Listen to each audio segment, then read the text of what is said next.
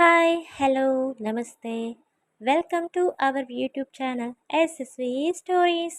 ఈరోజు మనం చెప్పుకోబోతున్న కథ భర్తకు బుద్ధి వచ్చేలా చేసిన భార్య పార్ట్ 10. కథలోకి వెళ్ళడానికంటే ముందుగా మీలో ఎవరైనా మన ఛానల్ని ఫస్ట్ టైం చూస్తున్నట్టయితే వెంటనే మన ఛానల్ని సబ్స్క్రైబ్ చేసుకోండి. మీ ఫ్రెండ్స్ అండ్ ఫ్యామిలీకి షేర్ చేయండి. అలాగే స్టోరీ వినేసి సైలెంట్గా వెళ్ళిపోకుండా మీకు స్టోరీ నచ్చిందో లేదో మీ అభిప్రాయాల్ని తప్పకుండా కామెంట్ సెక్షన్లో తెలియచేయండి. లైక్స్ ఇస్తూ మన ఛానల్ని మన స్టోరీస్ని సపోర్ట్ చేయండి. ఓకే, ఇక ఏమాత్రం ఆలస్యం చేయకుండా కథలోకి వెళ్ళిపోదాం. మీతో కాకుండా వేరే వాళ్ళతో నేను ఇలా చేసుంటే అది చూసి మీరు నన్ను క్షమించేవారా? నాతో కలిసుండేవారా? అసలు కనీసం నా మొహమైనా చూడడానికి ఇష్టపడేవారా అని ఎంతో ఆవేశంగా మాట్లాడుతూ, చెప్పు, నువ్వు నన్ను మన్నించి నాతో కాపురం చేసేవాడివా అని ఎంతో కోపంతో సీరియస్గా అడుగుతుంది. విన్నీని ఎప్పుడూ అంత కోపంగా చూడని విక్కీ ఆ క్షణం విన్నీ ఫేస్లో తనపై కొట్టొచ్చినట్టు కనిపిస్తున్న కోపాన్ని చూసి తను ఇప్పుడు ఏ నిర్ణయం తీసుకుంటుందో అని చాలా భయంగా విన్నీని చూస్తాడు. విక్కీ కళ్ళల్లో కనిపించిన భయాన్ని చూసిన విన్నీ, భయపడకు, కంగారు పడకు, నువ్వు చేసిన ఈ తప్పులకి నా స్వార్థం నేను చూసుకుని నేను నిన్ను వదిలేసి వెళ్ళిపోయి నా బాబుకి తండ్రి ప్రేమను దూరం చేయలేను. జీవితాంతం నువ్వు చేసిన తప్పులకి శిక్ష నా బిడ్డకి వేయలేను. ఎలాగో ఒక మనిషిలా, ఒక భర్తగా నువ్వు ఇంక నా దృష్టిలో లేవు. నా మనసులో నీకు ఎలాంటి స్థానం లేదు. నిన్ను ఎప్పటికీ నేను భర్తగా చూడలేను. నా విషయంలో ఎలానో మొదటి నుండి నువ్వు మోసం చేస్తూనే వచ్చావు. కనీసం బాబు విషయంలో అయినా నిజాయితీగా ఒక నిజమైన తండ్రిగా ఉండడానికి ప్రయత్నించు. అయినా తను ఇందాక ఇక్కడి నుండి వెళ్తూ వెళ్తూ నీ ఒంటి మీద ప్రాస్టిట్యూట్ అని రాసి వెళ్ళింది. కానీ నీకంటే ఆ పదానికి అలాంటి వాళ్ళకి ఎంతో విలువ ఉంటుంది. ఎందుకంటే ఆ ప్రాస్టిట్యూట్ అనే పదం వెనుక, అలాంటి వాళ్ళ వెనుక ఎన్నో ఆకలి బాధలు, కష్టాలు, కన్నీళ్ళు, ఎన్నో తప్పని పరిస్థితులు ఉండి తప్పక అలాంటి పనులు చేస్తుంటారు.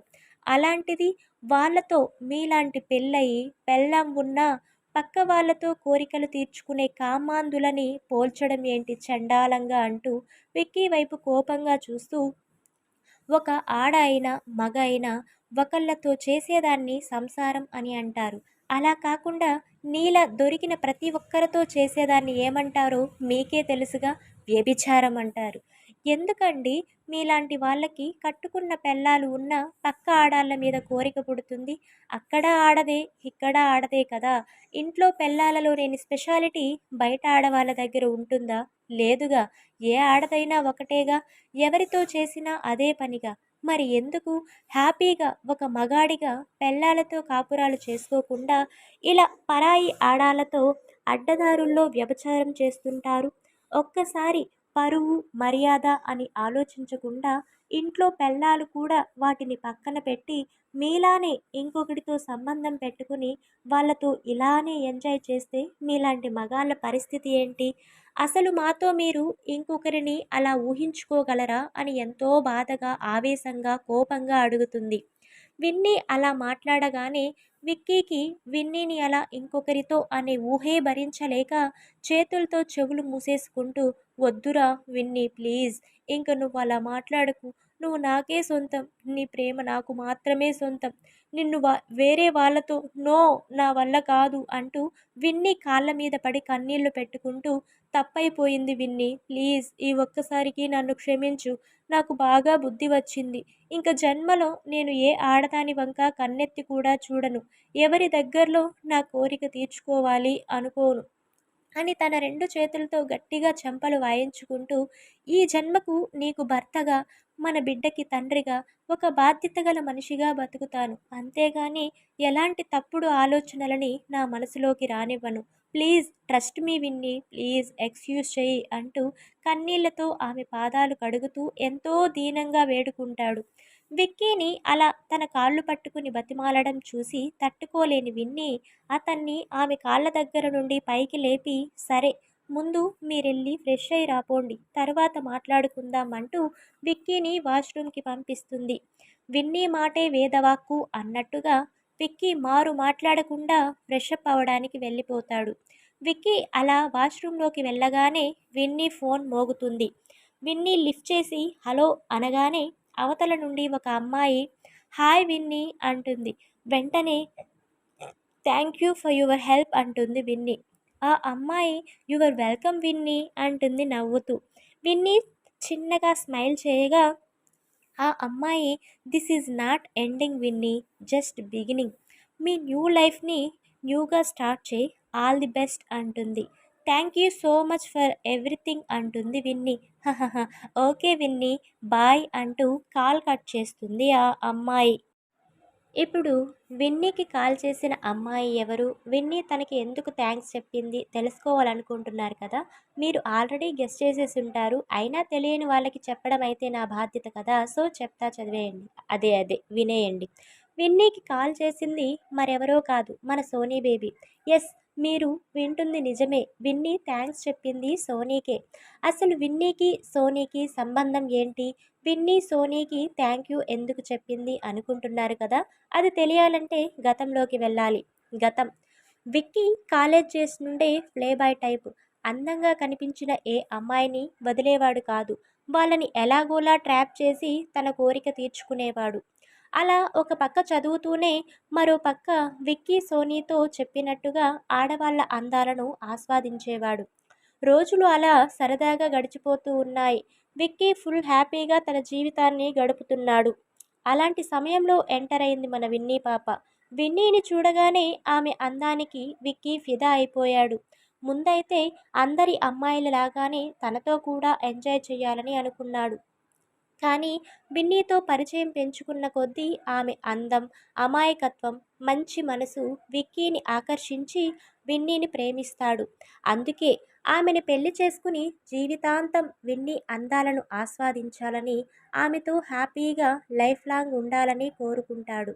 అతను కోరుకున్నట్టుగానే విన్నీని పెళ్లి చేసుకుంటాడు. ఆమెని ప్రేమించిన తరువాత విక్కీ కాలేజ్లో ఏ అమ్మాయితో ఎంజాయ్ చేయలేదు. ఎప్పుడూ విన్నీతోనే ఉండేవాడు. అలానే పెళ్ళైన తరువాత కూడా విక్కీ కొంతకాలం వరకు విన్నీతో మాత్రమే ప్రేమగా సంసారం చేసేవాడు. బయట ఏ ఆడవాళ్లతో రిలేషన్ పెట్టుకోలేదు. విన్నీ కూడా ఎంతో ప్రేమగా విక్కీని చూసుకుంటూ ఉండేది. అలా మరికొద్ది రోజులు ఎంతో హ్యాపీగా సాఫీగా గడిచిపోయాయి. విక్కీ విన్నీల ప్రేమకి ప్రతిరూపంగా చిన్ను విన్నీ కడుపున పడడం, అదే విన్నీ ప్రెగ్నెంట్ అవ్వడం, తను డెలివరీకి వాళ్ళ పుట్టింటికి వెళ్ళడం జరిగిపోతుంది. విన్నీతో ప్రేమలో పడ్డప్పటి నుండి ఈ రోజు వరకు ఏ ఆడదాని జోలికి వెళ్ళని విక్కీ విన్నీ పురిటికి వెళ్ళిన కొన్ని రోజులకి అతనిలో సెక్స్ కోరికలు ఎక్కువ అవుతున్నాయి. విన్నీ అతని పక్కనుంటే ఇన్ని రోజులు ఏమీ తెలియలేదు కానీ ఇప్పుడు ఆ కోరికలు రోజు రోజుకి పెరిగిపోయి ఏ అమ్మాయిని చూసినా వాళ్ళని అనుభవించాలని, వాళ్ళతో ఎంజాయ్ చేయాలనే ఆలోచనలు మనసులో మొదలయ్యాయి. ఒక మగాడికి అలాంటి ఆలోచనలు రాకుండాలే ఉండాలి కానీ ఒకసారి వచ్చాక వాళ్ళు ఆ పని చేయకుండా ఉండలేరుగా. అలానే భార్య పక్కన లేక విరహంతో రగిలిపోతున్న విక్కీ మునిపటిలా మారిపోయి మళ్ళీ పాత విక్కీలా కనిపించిన అమ్మాయితో పులిహోర కలుపుతూ తన ప్రపోజల్కి ఓకే చెప్పిన అమ్మాయితో ఎంజాయ్ చేయడం మొదలుపెట్టాడు. అలా రోజులు గడుస్తున్న సమయంలో ఒకరోజు విన్నీ కాలేజ్ ఫ్రెండ్స్ విన్నీని చూడడానికి వచ్చి మాటల మధ్యలో సరదాగా విక్కీ టాపిక్ వచ్చి అనుకోకుండా కాలేజ్లో విక్కీ ఎలా ఉనింది, ఎలా తిరిగింది అన్నీ చెప్పేస్తారు. అది విన్న విన్నీ ఫుల్ షాక్ అవుతుంది. వాళ్ళు చెప్పిన మాటల్ని అబద్ధాలు అని కొట్టి పారేయడానికి లేదు. ఎందుకంటే విన్నీ ఈ మధ్య విక్కీ బిహేవియర్లో తేడా గమనిస్తూనే ఉంది. తను అతనికి ఏ టైంలో ఎప్పుడు కాల్ చేసినా బిజీ అని రావడం, తనతో మాట్లాడిన కొద్దిసేపే మాట్లాడి వర్క్ ఉందని పెట్టేయడం, విన్నీ దగ్గరికి వచ్చినప్పుడు ఏవైనా కాల్స్ వస్తే ఎప్పుడూ లేనిది కొత్తగా తన ముందు కాకుండా పక్కకి వెళ్ళి మాట్లాడడం, అది కూడా చాలా చిన్నగా మాట్లాడి ఫోన్ కట్ చేసి రావడం చేస్తుండేవాడు. బట్ విన్నీ విక్కీని అప్పుడు అనుమానించలేదు. ఆఫీస్లో బిజీ ఏమో, ఆఫీస్ కాల్స్ మాట్లాడుతున్నాడేమో అని పెద్దగా పట్టించుకోలేదు. బట్ ఇప్పుడు ఫ్రెండ్స్ విక్కీ గురించి చెప్పగానే తనకి అవన్నీ గుర్తొచ్చి విక్కీ తనని ఎంతలా నమ్మించి మోసం చేస్తున్నాడో అనుకుని మనసులో ఎంతో బాధపడుతూ పైకి మాత్రం ఫ్రెండ్స్తో నవ్వుతూ అప్పుడేదో కుర్రతనం వల్ల అలా చేసుంటాడులే, ఇప్పుడు అలా ఏమీ లేదు, తను నన్ను బాగా చూసుకుంటాడు, నేనంటే ప్రాణం తనకి అని చెప్తుంది. ఫ్రెండ్స్ ఆమె మాటలు విని నవ్వుతూ అలా ఉంటే మంచిదేగా అంటూ ఆ టాపిక్ వదిలేసి కాసేపు కబుర్లు చెప్పుకుని ఎవరి దారిన వాళ్ళు వెళ్ళిపోతారు. విక్కీ గురించి తన ఫ్రెండ్స్ చెప్పే వరకు కూడా శ్రీరామచంద్రుడే అని భావించిన ఆమెకి ఒక్కసారిగా విక్కీ కాలేజ్ డేస్లో ఎలాంటి పనులు చేశాడో తెలిసిన తరువాత ఆమె ఏ విధంగా రియాక్ట్ అయిందో తెలుసుకుందాం. ఆ తరువాత ఏం జరిగిందో నెక్స్ట్ పార్ట్లో తెలుసుకుందాం. మీకు మన స్టోరీస్ నచ్చుతున్నట్టయితే లైక్ చేసి షేర్ చేసి మన ఛానల్ని సపోర్ట్ చేయండి. Thanks for watching.